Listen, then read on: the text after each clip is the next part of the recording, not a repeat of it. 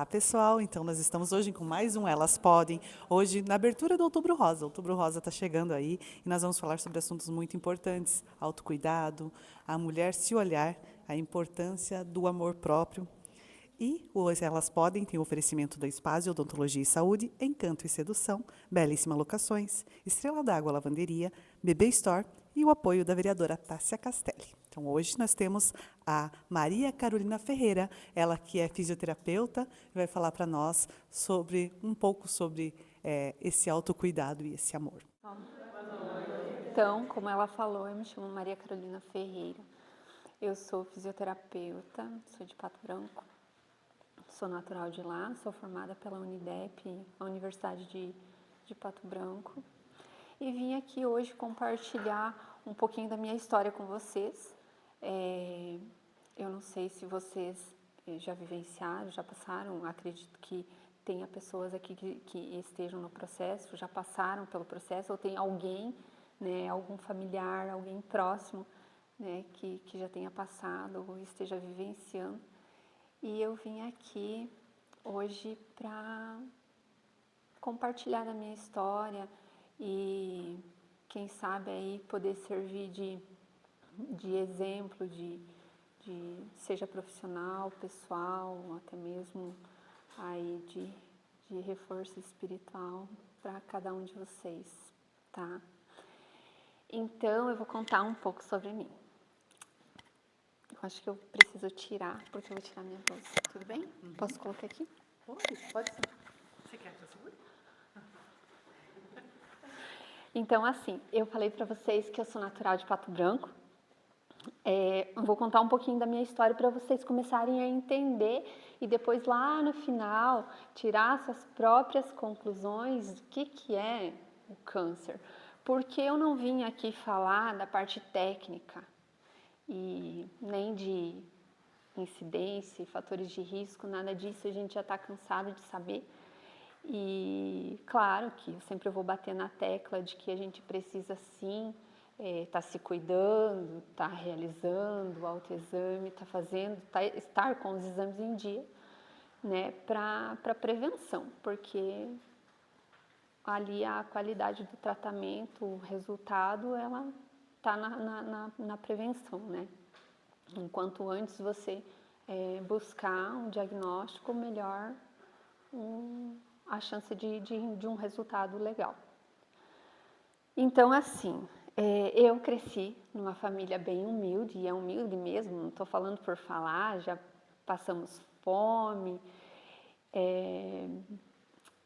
tive que lidar com a rejeição, então a minha mãe teve uma gestação que não foi planejada, não era esperada, né? Eu fui rejeitada pelo meu pai, que até hoje eu não conheço.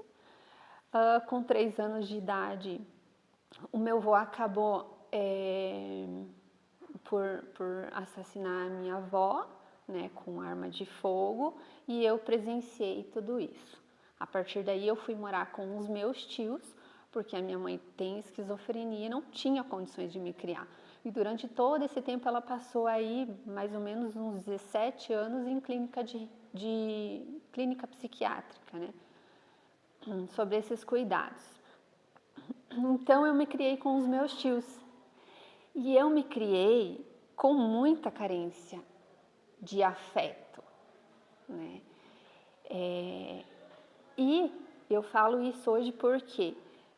Porque naquela época que eu era criança, o que eu desejava quando eu fizesse 15 anos, o meu desejo de presente, de aniversário, era que Deus me levasse com Ele.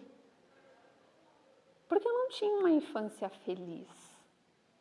Para mim, ser criança não era bom, né? Claro, eu estou falando da parte ruim, a parte que eu sentia, né, falta, teve sim, né, parte boa também. Mas aí aconteceu de eu conhecer uma pessoa, nos relacionarmos, casei e fiz faculdade e tudo. Só para vocês entenderem um pouquinho mais, então, foi há 2 anos, 2020, então foi quando eu recebi um diagnóstico de carcinoma de mama. né? Eu sou corredora, né? Pratico corrida de rua, tenho uma vida relativamente saudável, né? Que eu costumo falar. Não tenho histórico de câncer na minha família, de nenhum lado, até onde eu sei. E eu descobri olhando para mim, olhando da forma assim. Duas vezes que eu fui correr, eu acabei caindo na BR por fadiga muscular, então eu me sentia muito cansada e acabei caindo do nada, né? E isso começou a chamar minha atenção. Eu comecei a investigar e fazer os exames e não aparecia nada. A partir daí, eu procurei, né, ajuda médica e não constava nada nos exames. E numa manhã qualquer que eu levantei para ir tomar banho e para o meu trabalho, para minha rotina normal, através do espelho eu tive essa revelação. Então eu pude observar através do espelho um caroço no meu peito e que ao tocar ele desapareceu, ele sumiu, né? Então era um caroço vermelhinho, né, como se fosse uma picada de inseto, que ao colocar a mão, eu nem apertei, nem palpei, ele simplesmente desapareceu. E aí me chamou a atenção e eu comecei a investigar, a palpar. Eu já tinha o hábito de realizar autoexame, nunca detectei nada. Tinha sim, ele estava posicionado de uma forma mais profunda, mais inferior da mama, lateralizado. E quando eu cheguei no médico, ele falou assim: não, né, não deve ser nada, porque você não tem idade, você não tem histórico familiar, você corre, você tem uma alimentação relativamente saudável, você não fuma, né? Não pode ser, deve ser qualquer outra coisa, mas não deve ser nada de muita importância. E aí realizamos o ultrassom. E como eu sou fisioterapeuta, eu tenho uma noção de imaginologia, certo? E quando eu olhava para aquela tela do ultrassom, aquele nódulo estava lá, com as bordas lisas. E eu pensava comigo assim, ele está lá? Mas deve ser benigno, porque tem a borda lisa, né? E aí o médico falou assim, olha, vamos fazer uma biópsia, porque apesar de indicar, né, ser algo benigno, ele tem uma densidade um pouco diferente, então tudo bem. Fizemos a biópsia, 20 dias depois eu recebi uma ligação e ele falou assim, eu precisava que você viesse ter meu consultório, mas que você trouxesse um familiar junto. Mas assim, dona Maria, não se preocupe, porque assim, ó, independente do que for, o doutor sempre pede para que venha um familiar, né? E eu, a partir daí, já sabia. Cheguei lá e ele me explicou, né, que era algo assim, era um triplo negativo, que a gente chama, né? Para a idade que eu tenho, ele falou que não era algo muito comum, pegou ele de surpresa, que ele foi em busca de outras opiniões, né, de outros profissionais, mas enfim, era aquilo. E eu não esbocei reação nenhuma na hora, porque eu também preciso de um tempo para processar as coisas, não sei quem passa, né, se é assim. Aí ele me olhou e falou assim, você entendeu? Você entendeu o que você tem? Eu falei, sim. Eu falei, tá, o que eu faço? Ele, tá, faz isso, beleza. Aí eu saí de lá, aí sim, umas 2 horas depois que né, fui compreender o que ele estava falando. E aí sim, eu chorei muito, muito mesmo. Eu tenho um filho de 11 anos, meu filho nem estava em casa, estava na casa da avó. E eu não entendia, né? Porque eu pensava, poxa, por que comigo, né? Por que comigo? Não, não pode ser. E hoje eu penso assim, tá, mas por quê, né? Não pode ser comigo, mas pode ser com você, né? Pode ser com outra pessoa, então... Enfim, comecei a me questionar muito e a minha maior preocupação nesse instante era como contar para o meu filho. Por quê? Há um ano atrás ele tinha perdido o avô, né? E como foi ali no início da pandemia, ele também acabou ganhando peso. Então, a minha preocupação era como que eu vou contar para essa benção isso e não vou causar tanta dor, né? Não vou causar um outro trauma, porque eu estava com medo. Não, eu acho que é inevitável você não ligar à morte, entende? Quando eu recebi o diagnóstico, a primeira coisa que eu pensei, pá, e agora? Quanto tempo de vida eu tenho? Né? E daí eu ficava pensando, sabe? E eu ficava assim, não que eu não quero falar de religião, certo? Mas assim, eu ficava questionando Deus, sabe? Porque comigo? Porque agora, né? Carol, quantos anos você tinha? Me perdoe perguntar, é que você falou da idade. Eu, Quantos anos você tinha quando você recebeu o diagnóstico? 36. Então, são questionamentos que passam o tempo todo na cabeça da gente, né? E aí eu pensava assim, pá, quanto tempo de vida eu tenho? E ao mesmo tempo eu pensava, não, eu só quero viver mais um pouco. Mas, aí eu pensava assim, mas eu tenho 36 anos. E 36 anos é muito tempo, né? 36 anos é muito tempo. E aí você já começa a pensar, mas 36 anos? E tudo que eu vivi nesses 36 anos, será que realmente, de fato, eu vivi? Para mim tá pedindo um pouquinho mais de tempo. E aí você começa a olhar para a vida de uma forma diferente.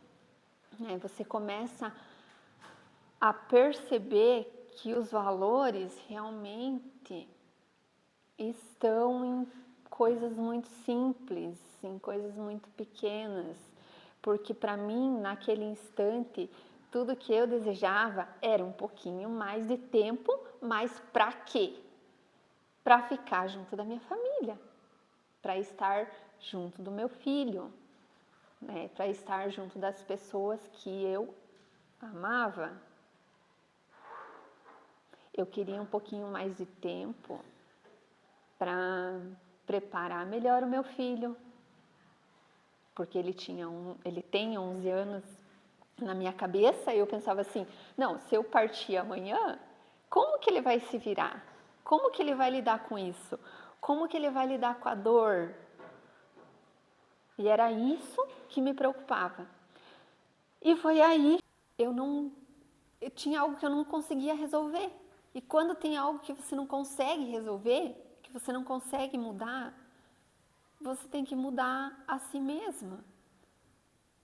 Então eu cheguei no outro dia, que ele estava na avó, cheguei lá, chamei ele. O vô dele faleceu de câncer também. Ele descobriu o câncer na quarta-feira, faleceu no domingo.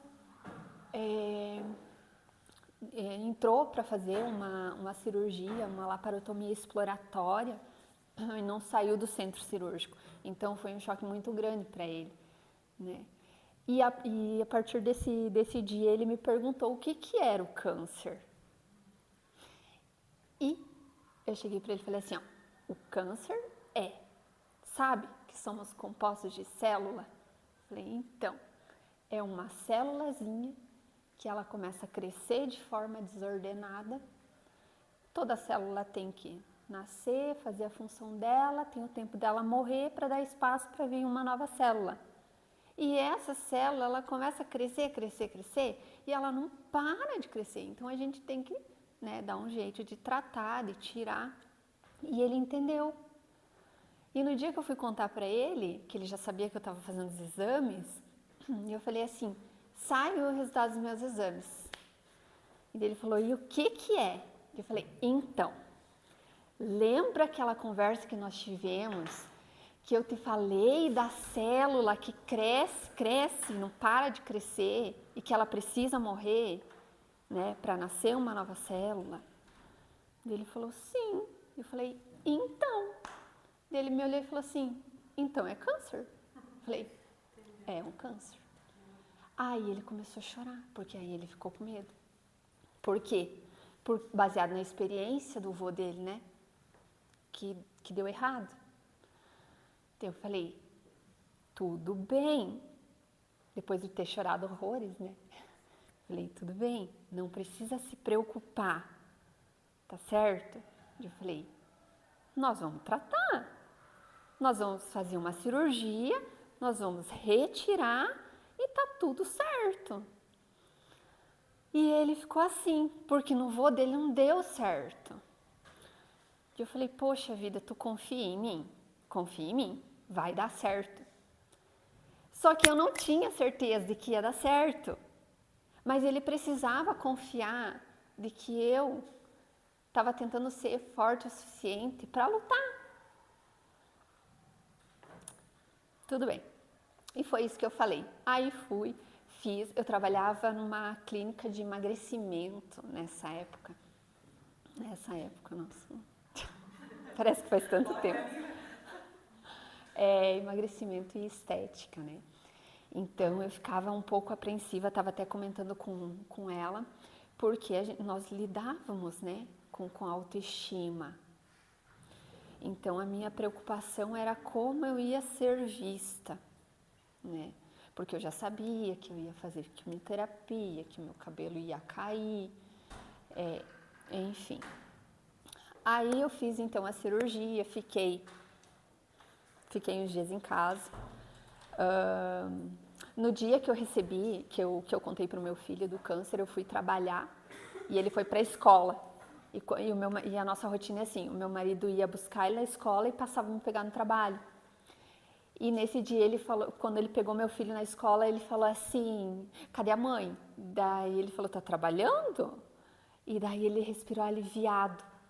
Por quê? Porque ele linkou que o câncer, uma doença, uma condição, né, de saúde não muito boa, te deixa na cama debilitado, né? Então na cabeça dele que eu estava em casa de cama, que eu estava doente.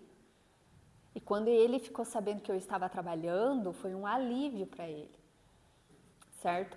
Aí eu fiz a cirurgia, fiquei uns dias em casa, voltei a trabalhar, porque a única certeza que eu tinha é que eu ia continuar trabalhando, se eu conseguisse, porque me fazia bem. Então, aí ia se aproximando então o processo de início da quimioterapia. Com 23 dias pós-cirúrgico eu descobri que era um triplo negativo. Aí já fiquei estressada, aí como lidar com isso, né? Coloquei ali 3 top e fui correr. E o doutor, não pode, vou. Fui, aliviei, voltei para casa. No outro dia fui trabalhar e já estava chegando próximos os dias da químio. E o meu filho estava bem apreensivo, porque aí eu contei para ele que eu ia ter que fazer uma medicação intravenosa para eliminar o resto, o que podia ter de resquício de célula cancerígena, né, no organismo. Foi assim que eu expliquei. E tudo bem. Daí, quando eu falei, mas pode ser que o meu cabelo caia? Aí, pronto. Aí ele falou, não, tomara que não caia, porque vai ficar horrível. Porque criança é muito verdadeira, né, gente? Criança não mente. Mãe, vai ficar horrível. Eu falei, não vai. Vai ficar horrível. Tomara Deus que não caia o teu cabelo. Eu falei, filho, mas assim, ó, eu vou usar lenço. Não, mas tomara que não caia. Aí, eu comecei, antes de iniciar a químio, eu levei ele para as lojas e eu comecei a comprar os turbantes, os lenços. Então, assim, eu tinha muitos, um de cada cor, de cada tipo, para combinar com as roupas. E ele me ajudava a escolher. Isso antes de cair o cabelo. Aí ele me ajudava, né? Eu fui trazendo ele, me ajudava a escolher, fui comprando e fui usando em casa, fui fazendo os modelos, perguntando a opinião dele, o que ele achava, se, né, o modelo que ele achava melhor, a cor, e fui trazendo ele para junto. E ele foi acostumando com isso. E aí chegou o tão esperado dia. Fiz a minha primeira quimioterapia, deu 7, 8 dias depois que começou a cair. Então, assim, eu fiz a primeira quimioterapia, aí eu ainda positivei para Covid durante esse tempo. Então, o meu marido e meu filho não positivaram. Aí eu tive que ficar fechada no quarto, além de tudo, né? Sozinha. Aí, um dia antes de eu sair da quarentena ali, fui tomar banho, começou a cair o cabelo. Então eu chorei 2 vezes. Pra mim foi muito difícil, assim, Difícil, a né? questão da queda do cabelo. Porque o fato de a gente saber que vai acontecer nos traz, a gente acha que nos traz segurança, né? Então, como eu sabia que ia cair, eu para mim comecei a, né, colocar na minha cabeça, não, tá tudo certo, tô preparada, até cai. E quando cai, é algo muito assustador, demais, demais, demais. Quando cai o cabelo, não é o cabelo, é uma parte de você que você vê indo pro ralo. Tá?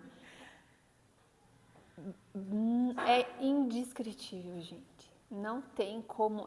Só, realmente, quando a gente fala assim, é só quem passa, é só quem passa. Você pode achar que você tem todo o controle, que você está preparado para passar por aquilo. Não. Você não tá. Quando cai o teu cabelo, é uma sensação única. Eu acho que ali você Tá. se dá conta de que você tá doente. Você tá doente. É ali que a mente pega. É. Meu cabelo começou a cair um pouco e eu falei, me leva lá pra cortar, eu não quero deixar essas coisas me incomodava, aquele treco caindo lá. E eu fui, boa, pedi pra ele cortar, ainda tentei, pensei, nossa, né? Pensei economia pra fazer shampoo ainda, né? E estava assim, a Cátia, como é que é o nome dela? A Fábio. E ela olhou pra mim, saiu, meu marido chorando, desesperado lá fora, né? Aí depois ela me mandou uma mensagem. Ela falou, Sandra, da onde que você tira essa força? Eu me desesperei comigo aqui, né? Sinceramente, nem um minuto. Não. Tanto que eu nem consegui, como você falou dos lenços, dos turbantes, eu não usava. Não usou. Bem, pra mim era de boa. Eu só tava esperando ele voltar. É. Aí tá, apesar de vai ser crespo, você viu falar, né? Enrolada. Então você tá aqui bem rebelde, né? Não. A minha sensação, o meu sentimento foi de dor mesmo, de que estava indo um pedaço de mim e que eu não me reconhecia mais. Sabe quando você perde a identidade? Eu não me reconhecia. Então, e isso, no dia que aconteceu, como eu estava positivada, eu não podia nem dar um abraço ao meu filho, nem abraçar o meu marido, né? E aí você para e pensa, né? Volta lá atrás, né? E começa a questionar sobre os valores, né? A única coisa é eu chorar. Mas vai, Não. A única coisa é que nem ela falou, eu chorava, eu tô morrendo. E é isso que não pode acontecer, porque 80% da cura está na nossa mente. A gente tem que fortalecer a nossa mente sempre, porque ela tem esse poder, né? De te derrubar e de te reerguer. Depende da gente. Realmente, o meu médico falou isso pra mim, teve um médico. Ele falou assim pra mim, olha, 50 a 80% do teu tratamento, da tua cura, depende do teu emocional. Então cuide muito. Ele falou assim, quando você cair assim na ideia de ficar se questionando, Isso. você gosta. E realmente isso ajuda a gente a passar. Eu passei super bem essa quimioterapia, até as pessoas dizem, nossa, você está fazendo quimioterapia? Fora o cabelo não se notava, sabe? E aí depois, que a gente conheceu e tudo mais, né? Mas, assim, a mente da gente ajuda muito a gente a passar por isso. E a gente tem que estar com o emocional muito forte e saber, e ter um senso de gratidão também. De gratidão, falou Era isso tudo. que eu tinha, porque assim, eu via pessoas fazendo paliativo, preparando o filho para dizer, ó, a mãe vai morrer, vai morrer. Eu pensava assim, Deus me deu uma oportunidade de viver. Então por que eu vou chorar por causa do cabelo? Não, e assim, ó, sempre vai ter, gente, alguém que esteja numa situação pior do que a sua. Ai, mas tudo bem, mas ele é ele, eu sou eu. Sim, mas tá, tu não agradece hoje, aí lá na frente pode ser que você tenha que passar por uma situação pior, entende? Então, assim, por pior que seja a situação que você esteja passando nesse momento, sempre vai ter alguém que esteja passando por algo pior.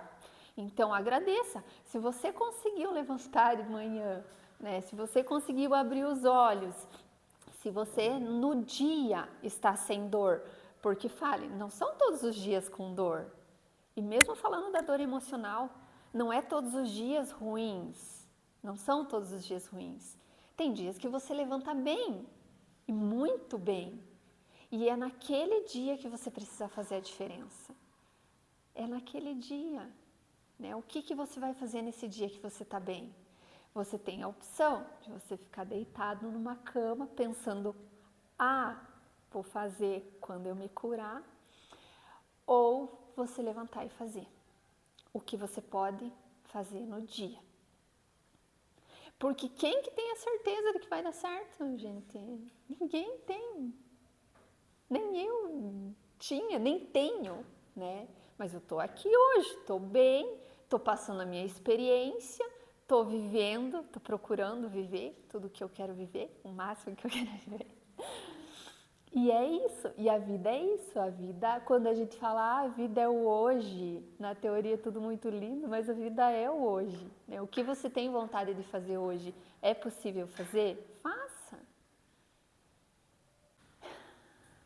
É acessar a dor do outro, né?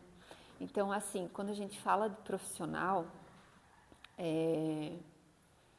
como eu coloquei no começo, eu sou muito técnica, então eu busco muito pelo resultado, tá?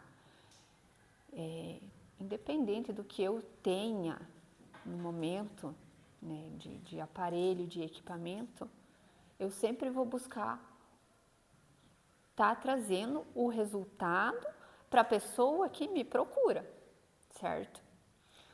Acessar a dor do outro não é fácil, ou melhor, é fácil, porque é fácil eu chegar e apontar um defeito teu, né? É fácil eu chegar e tocar na tua ferida, mas eu penso assim, que se eu tenho esse poder de saber qual é o teu problema, ou de achar que sei, e chegar e cutucar na ferida dela, eu tenho a obrigação de estar com a solução na mão, ou de ao menos estender a mão para ajudar, tá? E é aí que você começa a tratar, porque quando a gente fala de beleza, a gente fala de interior, de alma, de espírito.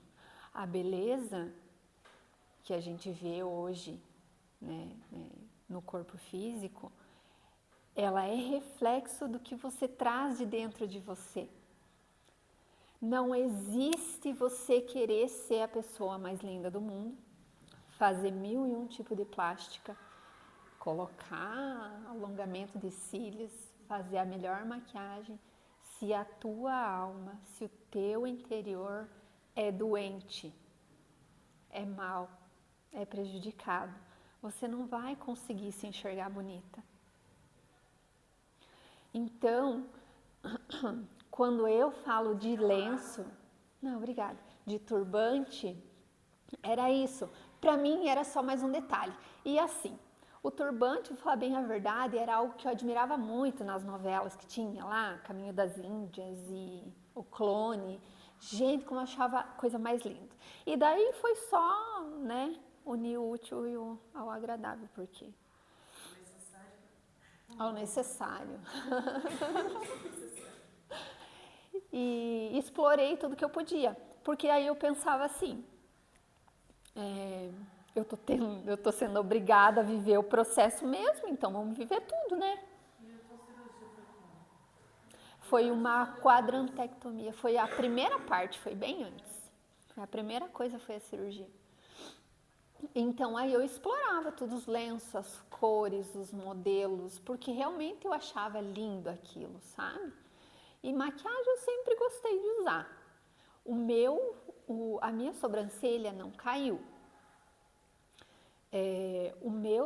Os cílios caíram um pouquinho, então eu não quis colocar, aí trazendo para aquele olhar de dor, eu não quis fazer o alongamento, porque como eles estavam bem sensíveis e fracos, eu, na minha percepção, né, pensava assim, não, se eu colocar algo ali que vai pesar um pouquinho mais, vai fazer com que ele caia, então eu prefiro deixar assim e usar a máscara, né? Então me maquiava normal, cada dia com um turbante diferente, um dia com ele mais comprido, outro dia com ele enrolado, outro dia ele com flor, e daí aquele que ficava com o rabo comprido assim, eu achava o máximo porque parecia um cabelo, assim, sabe? Compridão.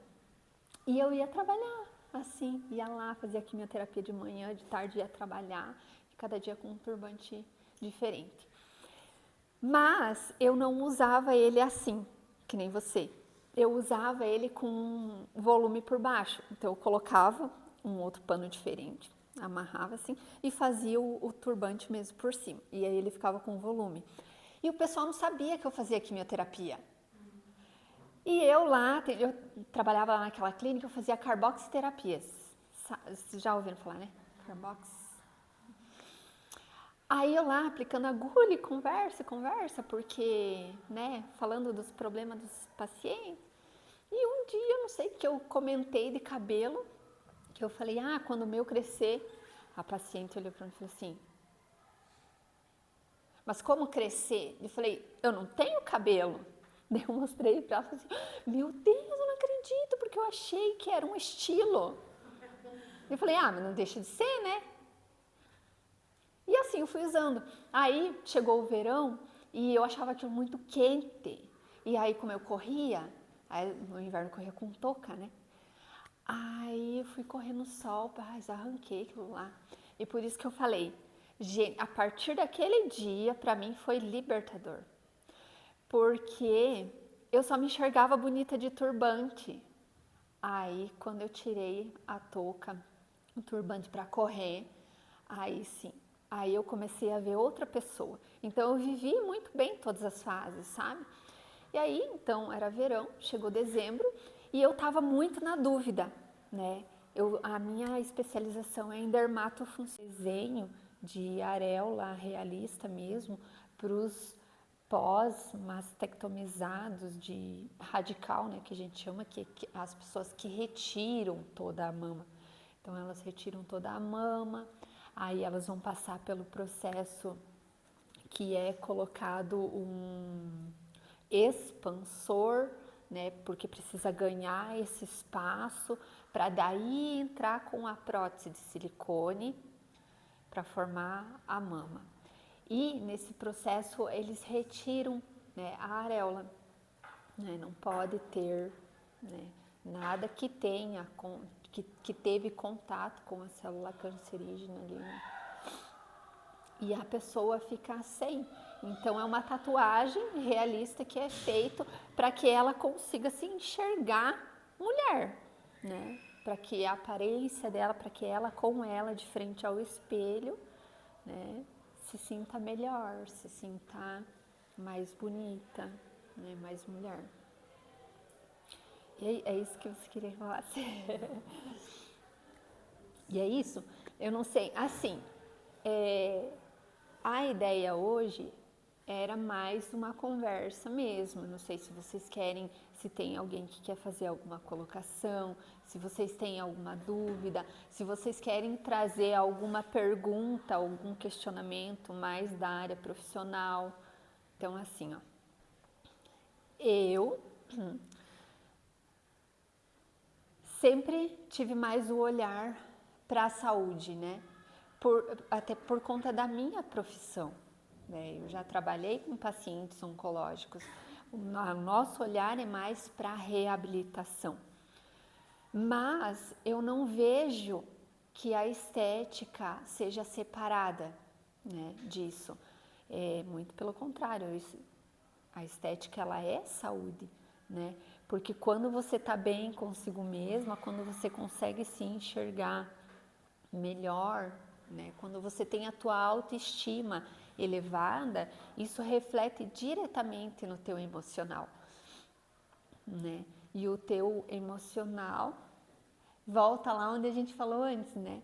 No processo de cura, né? 80% da cura está na tua mente. Se o emocional está doente, e aí? Né? Mas tem aquela questão que eu falei, né? Quando a gente fala em dor, tem pessoas e pessoas. Cada um lida de uma forma. E como eu falei, eu sempre usei maquiagem, sempre gostei, tá tudo bem.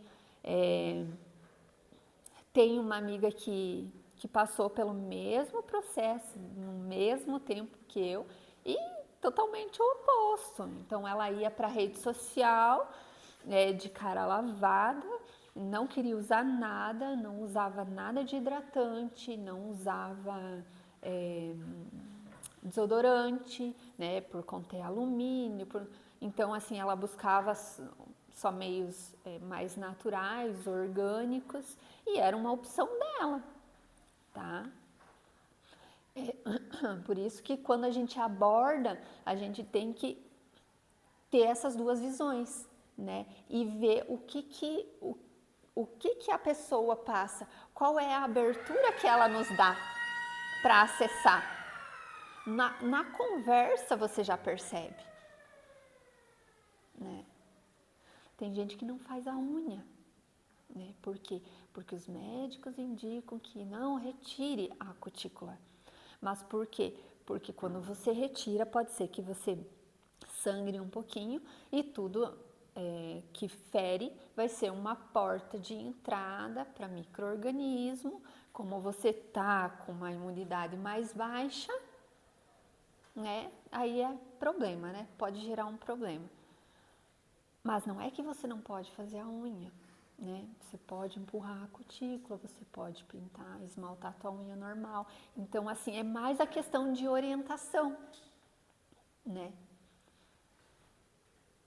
Eu gostaria de fazer uma pergunta.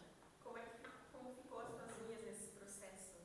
Você teve problema com as unhas? Não sei que tipo de medicação que você usou na quimioterapia. O meu protocolo de quimioterapia eu não sei.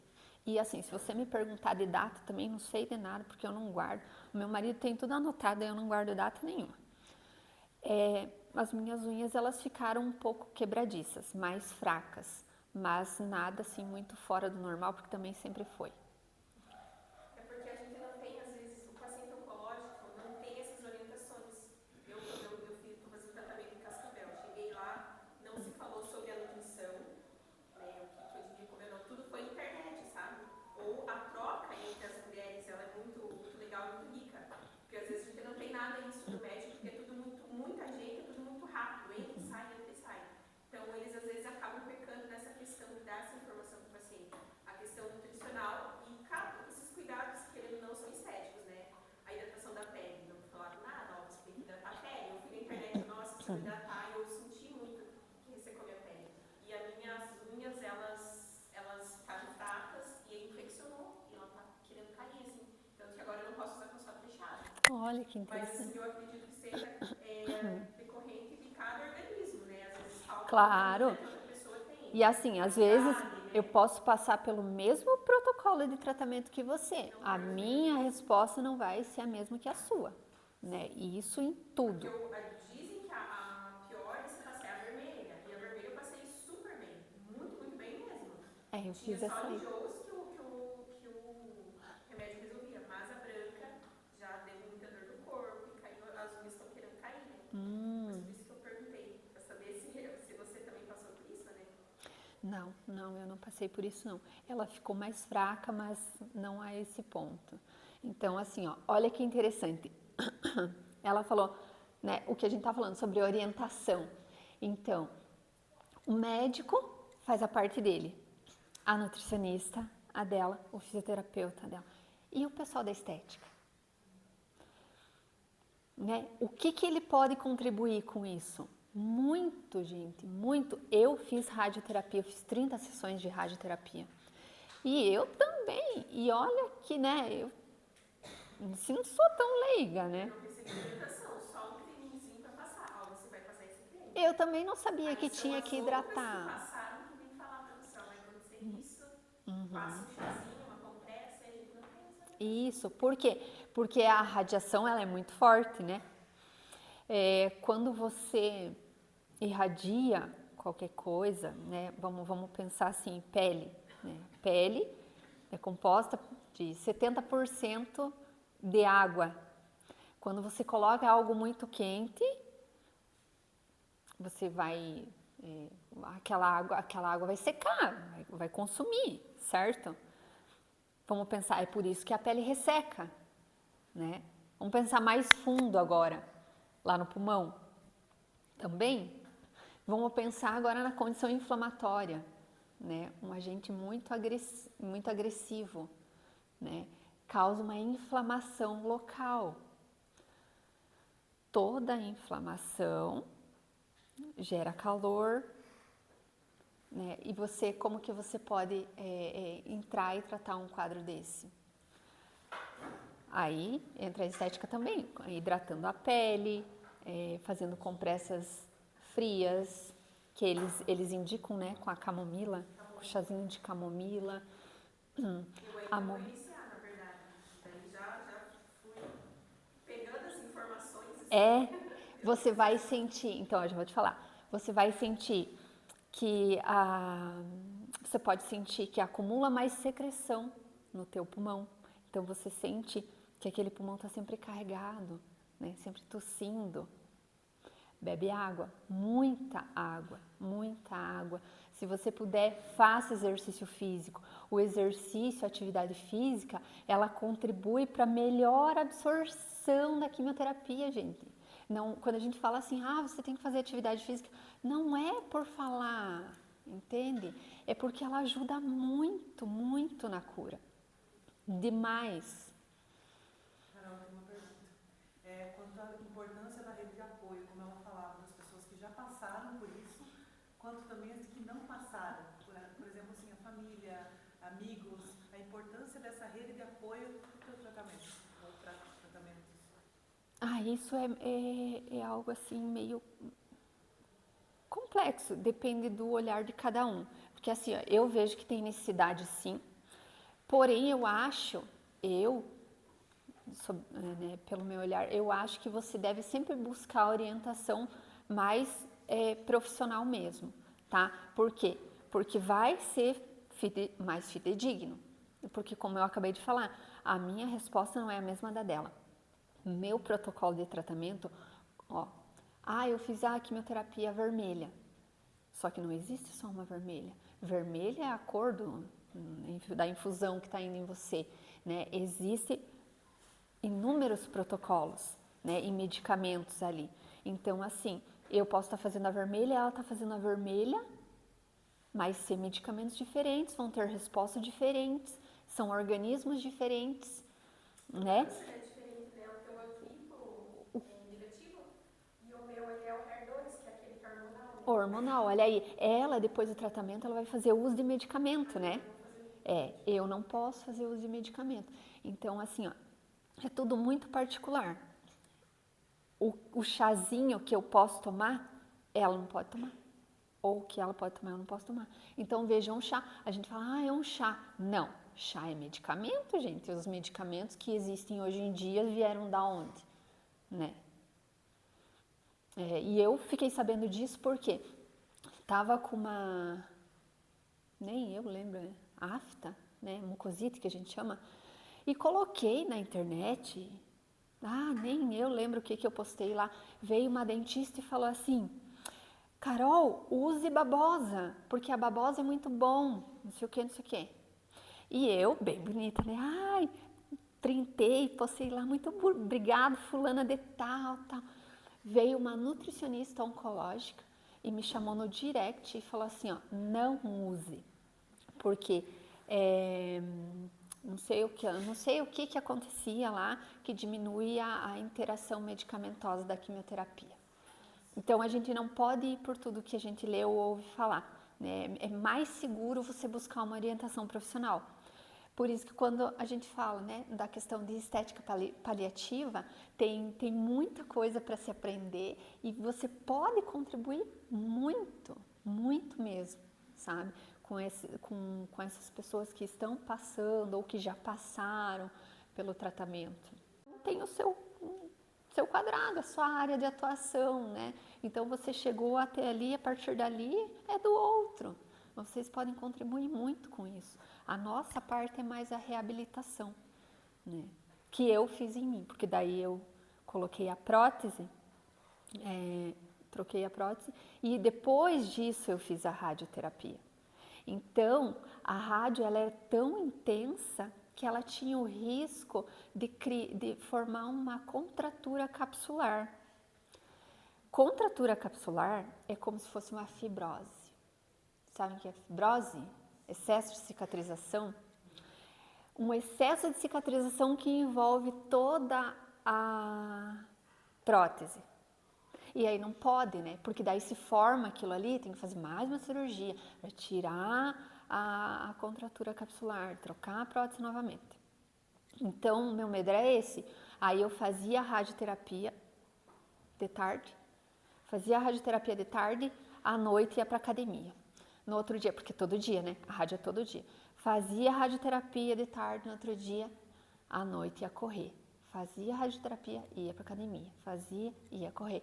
Aí, 1, 2 vezes na semana, incluía alongamento e liberação miofacial. Então, tem recursos, gente, sabe? Para autocuidado, né? Para estar ajudando, né? Em todo o processo. A gente só tem que procurar se mexer, não ficar parado.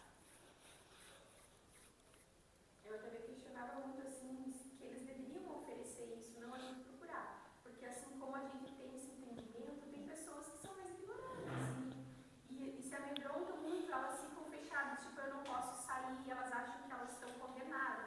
É como se o diagnóstico fosse uma condenação. Isso. E hoje em dia não é. Hoje em dia a gente tem, nossa, muitas chances do tratamento ser um sucesso. E você não precisa ficar fechada dentro de casa. Tipo, eu não fui uma pessoa que fiquei. As pessoas, nossa, mas você sai sem máscara. Eu, tipo assim, saía muito, sabe? Ia com as minhas amigas e isso também era muito bom pra mim. E eu acho, assim, que fortalece o teu emocional, tem um efeito muito Tem bom. que, Você claro. não pode sair, você ficar ali, nossa, mas você vai sair, você tá com câncer, você não pode sair. Então a gente ia sair, ia com as amigas. O meu marido era um que falava também, saía com aquela abençoada ali, ele falava assim, você, do jeito que tu tá, fazendo quimioterapia no bar. Não, gente, a gente precisa. Era no restaurante, gente. Não era no bar, no bar. Eu falava isso pra minha gestora, eu falei assim, olha, sempre reclamava do meu cabelo. Eu falei assim, ó, depois que ele crescer, eu nunca mais vou falar nada. Não vou usar nem preso mais. Mas é assim. E eu falo porque assim, ó, como eu tive a experiência de fazer estágio, né, na UTI, no hospital, e assim, eu me sensibilizo muito com a dor do outro, sabe? É aquela coisa, eu gosto de abraçar, às vezes de pegar no colo, sabe? E eu já vi gente lá relativamente saudável, deitado numa cama de hospital com depressão, não querer abrir o olho, porque ele não queria, simplesmente não queria. Ele podia, de não querer comer, porque não queria mais viver, não tinha mais vontade de viver, e estava lá na sonda, no hospital, realmente definhando. Porque ele não queria, porque ele não tinha vontade. Ele não tinha na cabeça dele. E foi esse o futuro, né? Então, assim, ó, todas as coisas que acontecem com a gente não escolhe. Mas sempre tem algo que você vai poder escolher. Eu não escolhi passar por isso. Mas no dia que, como eu coloquei, no dia que eu levantava bem, eu tive a escolha, eu tinha a escolha de ficar na cama ou de ir trabalhar, de ficar na cama ou ir correr e ver o sol. E gente, não é isso, não é você ir para academia, você correr, não, é você olhar para você de uma forma, é você olhar para você com amor. Às vezes é você tirar 5 minutinhos para ir ler um livro que você nunca tirava tempo para ler, porque você tinha que trabalhar, porque você tinha que fazer dinheiro. Porque amanhã você nem sabe se você vai estar vivo ou você está ali correndo atrás do dinheiro, entende? De bens materiais. A gente precisa sim, mas o que eu quero dizer é que de uma forma ou de outra, Deus sempre dá para a gente o necessário. Então, tudo que é necessário nunca vai nos faltar. É isso que a gente tem que olhar. Nem tudo é ruim. E assim, é algo que me ensinou. Mostrar o que não está bem em você. Isso. A sua rotina de trabalhar e correr, Né? é o corpo dando um sinal para você que você precisa parar e olhar para você. A maior gratidão que eu tive foi pela vida. Porque eu lembrei, lembra lá eu contando a minha história da infância? Eu lembrei, gente, que eu pedi isso, entendeu? Eu pedi para ele me levar quando eu fizesse 15 anos. E aí? Eu falei, poxa, me dá mais uma chance. Isso. E assim, o quanto nós, mulheres, somos fortes, né? Tá um homem ali que vai ouvir agora. Eu até vou compartilhar com vocês, para vocês entenderem. O Alexson viveu mais que muitos de nós aqui, inclusive, porque a esposa do Alexson passou, né, Alexson? Ah, então você vai concordar comigo. Nós somos muito fortes, gente. Nós somos o pilar, nós somos a base de toda a relação. De tudo. Sabe? Se a gente tá bem, tá tudo bem. Se a gente tá mal, vai tudo mal. Né? Porque assim, eu não posso reclamar das minhas sessões de quimioterapia. Era um perrengue, assim, aquele mal-estar que sente, né? Só de lembrar daquela corzinha vermelha, assim, me dá um negócio. Meu Deus do céu. Só que eu sou uma pessoa que eu nunca tive problema com vômito. Nem que eu quisesse, eu não conseguia, sabe? Aí, na penúltima quimioterapia, e eu lá, contando nos dedos, fiquei mal. Meu Deus do céu. Deu vômito, deu diarreia. Mas assim, 10 dias. Que eu achava que eu ia morrer de desidratação. E o meu médico já estava pensando em me internar, porque não parava nem água no meu estômago. E aí eu lá deitada, sem força, perdi muito peso. E daí eu chorava, porque eu não queria estar naquela condição. E aí sim, aí eu desabei, porque daí eu falava assim, com Deus, poxa vida, dói demais. Se é para realmente, né, passar assim o restante, eu não vou aguentar. Não vou aguentar, tá sendo muito sofrido para mim. E aí você vê o teu marido, só as traças, né? O teu filho. Aí você começa a ver como tudo isso afeta eles, né? Então é mais uma coisa para você se fortalecer, né? Para você enxergar, para você ver, para você ter esperança, né? Você se fortalecer nisso, porque quando você... Não é que a gente tem que ser forte o tempo todo, mas a gente também não precisa ficar chorando o tempo todo. Falei para alguém esses dias também que assim, foi exatamente isso que você falou. Talvez você não suportaria, ou outra pessoa não suportaria passar, né? Teria que ser com ela. E talvez eu teria que estar do lado.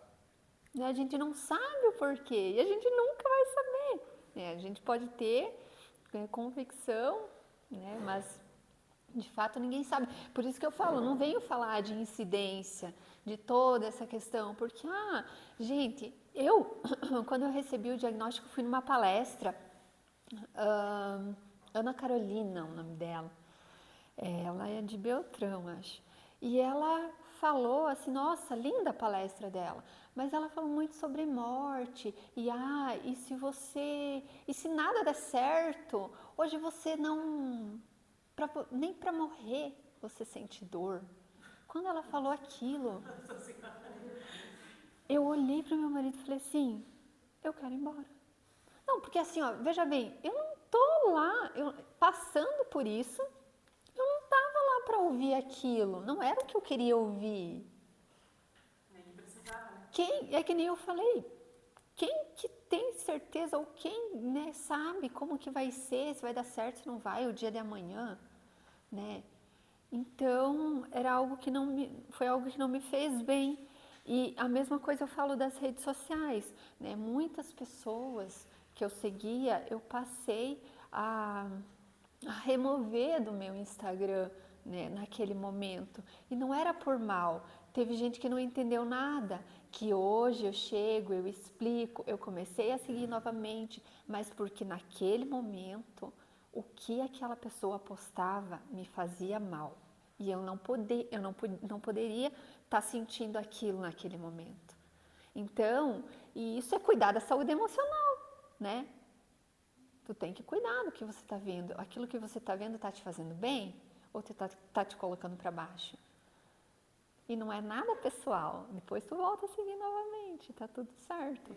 Aquelas pessoas também, cortando mais um pouquinho, que você acaba tendo que cuidar delas porque elas chegam com tanta dó de você que você... Não, isso é muito real o que ela falou. Porque tem coisa, gente, que não se fala. E tá tudo bem. A gente quando fala também não sabe, né? Porque senão eu acredito que não falaria. Mas, o cabelo cresce de novo. Todo mundo sabe, gente, que o cabelo vai crescer de novo. Mas você não precisa falar uma coisa dessa, certo? Porque, que nem eu falei, nem envolve beleza. Né? Ou que chega com uma cara que, meu Deus, parece que ela tá morrendo antes de você. Minha mãe fazia isso. Tadinha, vai morrer, né? Mãe, até a senhora vai morrer, mãe. Mas tadinha, ela tá com câncer, mãe. Né, te desejando boa sorte. Eu tenho uma amiga que, coitada, gente, ela veio me desejar boa sorte no tratamento. Eu não sei, eu achei muito estranho falar assim, mas tudo bem, eu entendi que ela não sabia como me cuidar, né? Porque... A vizinha que ela veio visitar, ela dizia dela, também chamava de Eliane, meu nome é Elane, ela chamava de Eliane. Ela dizia, Eliane, não fique triste. Mas eu não tô triste. Daí conversa com ela, mas não fique triste. Eu falei, mas eu não tô triste. Daí eu olhei e falei, mãe, ela quer que eu fique triste? Porque né? eu sorrindo e conversando com ela dizia, mas não fique triste. E ela insistia naquilo, sabe? Eu dizia, eu não tava triste. É isso, né? Então, e tem as pessoas também que se afastam, né? E daí a gente, assim, tem pessoas e pessoas. Às vezes a gente para e pensa assim, porque é nessas horas que você vê, né? Quem que são os teus amigos? E às vezes aquela pessoa que era super próxima de você, de repente se afasta. Mas não é por mal, né? Ela não sabe como lidar com aquilo naquele momento, ela não sabe, né?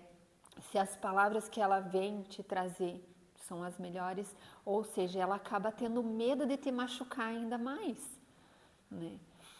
Mas, por isso que eu falo, E você falando do grupo de apoio, né? Eu lembrei de uma situação agora, é muito interessante isso, né? As pessoas bem instruídas para passar essas informações, porque no Hospital do Câncer mesmo, né? Eu tive um paciente com câncer de garganta que ele foi mal instruído mesmo. Ele não conseguia ele não conseguia se alimentar e a alimentação dele era toda através de sonda, né? Então, veja bem, ele é muito de idade e ele sentia muita dor, então ele quase não falava. E o fato dele não falar e não conseguir se alimentar começou a causar uma aderência articular, né, na ATM, na articulação temporomandibular. E aí a boca dele travou, gente. Travou. Ele não conseguia mais abrir a boca, nem para colocar a prótese, porque ele usava a dentadura, e nem para tirar. Aí ele veio para mim fazer fisioterapia. Aí ele fazia fisioterapia, aí ele sentia dor. Aí eu não queria que ele passasse dor, porque coitado, estava passando por todo esse processo, né? E você quer dar qualidade de vida para o paciente. Aí eu penso, Senhor, dentro do Hospital do Câncer, com um grupo de apoio, como que as pessoas não instruem, né? Não pode fazer alimentação via oral, mas movimentar, abre e fecha a boca, conversar, né? Precisa. Então eu entendo isso que você quer dizer, esse teu lado, né? Tem muitas pessoas que acabam indo buscar essas informações, essas orientações, em compensação tem outras que a gente vê que não tem como. O que era um câncer naquela época? Se não, eles descobriram o câncer, levaram para o hospital, tiraram o intestino, tiraram um pedaço do intestino e levaram para casa para morrer. Porque não tinha, era muito início ainda, não tinha um tratamento. Evoluiu muito. Isso. Então, essa instrução, naquele tempo não existia, mas hoje em dia já evoluiu muito o tratamento. Sim. Só que não evoluiu a parte humana. Não pensam nas pessoas como pessoas. Vamos fazer o tratamento, passa de um médico para outro, mas às vezes não olha a pessoa. Então, não pensam, isso aí que você falou, né, da parte humana, né, pensando, né, nessa questão profissional, é a mesma coisa que a gente fala, né, que quando você escolhe uma profissão, sei lá, você nem sabe se vai dar certo, enfim. A fisioterapia, ela tem um leque muito amplo de áreas, certo? Eu posso atuar em todas. Mas ninguém consegue fazer de tudo, né? Não sei vocês, né? Eu estou colocando o que eu penso. Como que você vai atender de tudo, gente? Ao mesmo tempo, na minha cabeça, se você faz de tudo, você não consegue fazer 100% de tudo. Então, olha para dentro de você. O que faz o teu coração bater mais forte? Qual é a área, né? E eu fui buscando isso dentro de mim. O que faria com que eu levantasse de madrugada para ir atender? Aí eu comecei a pensar assim, meu Deus, quando eu me vi meia-noite dentro do Hospital São Lucas atendendo um pós-operatório de bucomaxilofacial, eu pensei, gente, eu gosto de atender pós-operatório, é isso que eu gosto, é esse o resultado que eu gosto de trazer, né, que eu gosto de buscar para os meus pacientes. E foi aí que eu me encontrei, né? Então, meu nicho hoje eu tento direcionar para isso. Mas por quê? Porque eu consigo fazer com amor, porque eu consigo dar a atenção necessária, aquele carinho, né, todo aquele cuidado que o paciente que me procura busca, né? E na área de vocês não é diferente. Você pode você pode falar tudo, né? Você pode falar tudo desde que você cuide do jeito de falar. Então, logo depois que eu recebi o diagnóstico, daí eu não tinha plano de saúde, né? Aí eu fui fazer o tratamento pelo SUS. Aí eu tinha que passar por um clínico geral, né, no SUS, para daí ele me encaminhar para uma massa, um onco, e enfim. Aí cheguei lá com os exames, aí ele começou a passar tudo para o sistema, e eu lá quieta, né? Ele não falava comigo, não falava com ele. Ele estava com os meus exames, ele sabia o que eu tinha.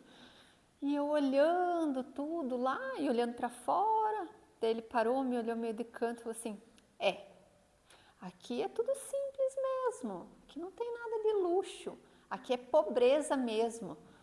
Aí quando ele falou isso, eu olhei para ele, sabe? E pensei,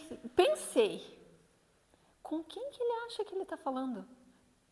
Eu sempre fiz atendimento pelo SUS, né? E tipo, eu, com aquele diagnóstico ali na frente dele, você acha que eu ia estar pensando no quê? Né? Na cor da parede? Aí ele me olhou e falou assim, quando que você recebeu esse diagnóstico? Eu falei, ontem. Daí ele me olhou de novo e falou assim, e como que você tá? Eu falei, tô bem. E foi essa nossa conversa. Então, eu não sei, os profissionais da área de saúde, tem pessoas mais frias, sim, né? Eu acho que eles acabam perdendo toda essa sensibilidade, não sei, também no decorrer de tantos anos, né? E tem as condições também. né? Também. O excesso, muitas pessoas A- têm que dar conta. A minha né? mastologista, no dia que eu fui, ela não deixou nem meu marido entrar, entendeu? Ela simplesmente olhou e falou assim, não, ele tem que ficar para fora, porque só pode entrar se for para receber o diagnóstico e você já sabe o que você tem, né? Eu falei, sei, só que aí que tá. Ela falou exatamente assim. E eu entendi que o problema era com ela. Porque ela tinha perdido o pai dela, não tinha um mês pro Covid. Então, olha o medo, né, que ela sentia no momento. E aí vem com essas palavras, né, que a pessoa que está ali já está com dor e fere mais ainda. É tudo muito delicado, né? Então, a gente poderia resumir essa última fala de vocês, né, na palavra empatia. A empatia é eu me colocar no lugar do outro, eu sentir, né, o que o outro está passando, né, e nas falas de vocês aqui, né, dos exemplos que vocês deram, eu acho que essa palavra hoje ficou muito intensa em todos nós, né? Então, quando nós escolhemos trabalhar com pessoas, nós precisamos ter uma dose a mais de empatia, né? Eu acho que a síntese, né, desse, por mais que eu me cuide, por mais que eu me ame, por mais que eu tenha todas as técnicas de prevenção, né, eu preciso saber que eu estou entre pessoas. E quando, né, a gente começa a olhar para vocês aqui, né, que caminho vocês vão escolher, aonde vocês vão se especializar. E não né? são somente pessoas, né? Não é pessoas, não é você. Mas eu olho assim, essa pessoa é o amor de alguém. É como se fosse o meu filho, né? O meu pai, minha mãe, né? O meu sogro. Então é assim que você tem que olhar. Não é só mais uma pessoa, né? É um ser humano precioso, né? Então, assim, faça muito bem feito aquilo que você escolher, né? Se você sentir que tem habilidade em uma área, como a Carol se descobriu num pós-operatório, e ela faz muito bem outras coisas também, né? Ela é requisitada, assim, por muitos profissionais para ajudar em várias áreas, né? Dentro da estética também. Mas se especialize, né? Quando você for escolher, sentiu no teu coração o teu caminho, o teu lugar, a tua habilidade, desenvolva bem. Porque se você fizer com amor, a empatia vem junto. Você vai saber lidar, você vai complementar com esse tempero. E o resultado também. Também. Né? E a parte financeira é consequência. Mas eu acho que a gente tem que enfatizar também que a gente não pode só pensar no cuidar do outro, mas a gente pode esquecer de cuidar da gente. Porque a gente vê muito nessa área da saúde, é isso, os profissionais acabam adoecendo, chegando em certas fases críticas, né, de tentar ferir o outro, né, inconscientemente às vezes, mas porque É uma cadeia. tão focado em cuidar do outro, não cuidou de si. Isso, inclusive trazendo pro lá do hospital, né? O hospital é uma situação em que às vezes as enfermeiras elas não têm escolha, né? Na falta de profissionais elas acabam tendo que dobrar, triplicar as horas de trabalho para dar conta daquela demanda e que nem ela falou, como que você vai cuidar da tua saúde desse jeito? Né? E às vezes você acaba tratando mal o outro que está ali no leito e que ele não tem culpa da situação que você está vivendo lá dentro. Mas aí entra o quê? A escolha, porque você não é obrigado a estar lá dentro, trabalhando todas aquelas horas para tratar mal a pessoa que está lá e que nem pediu para estar lá. Né? Ah, mas e a necessidade? Tudo bem, mas aí tem muitas coisas a ser pontuadas, né? E aquele que um dia estava aqui, depois está lá na gerência daquilo. Então, se essa cadeia for boa, se se os estudos aqui forem ótimos, vocês serão parte dessa cadeia e podem mudar muito dessas situações, né? Então, Sandra, encerramos.